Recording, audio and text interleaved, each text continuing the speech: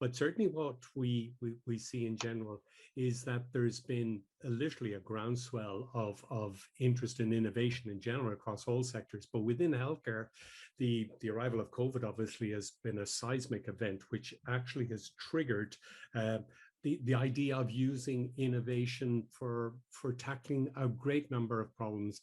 And we're seeing it across all different sectors. But having worked with Tanya, I'd be very interested, because literally every day her door knocks with a new idea.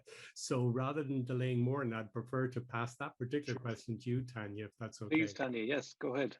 Thanks, Dan. I'm Dan. Yeah, I mean, to be honest with you, we could spend the whole hour talking just about this appetite for innovation, because the good news is there's a huge appetite for innovation there in healthcare.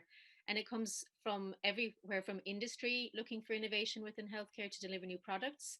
But also, I suppose, really importantly, is healthcare teams and the organizations they work in are really crying out for innovations to address their problems.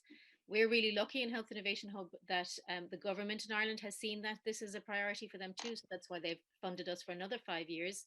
And the good news is that means that government, government agencies, healthcare organizations, and the teams that work in them want to see innovation. Companies are delivering innovation. And just a couple of examples might be that if I tell you, when I go out and I talk to the clinicians and clinical teams about working with us on companies to test and validate their innovations, we have a really easy job getting them involved. So on the ground, people are interested in innovation.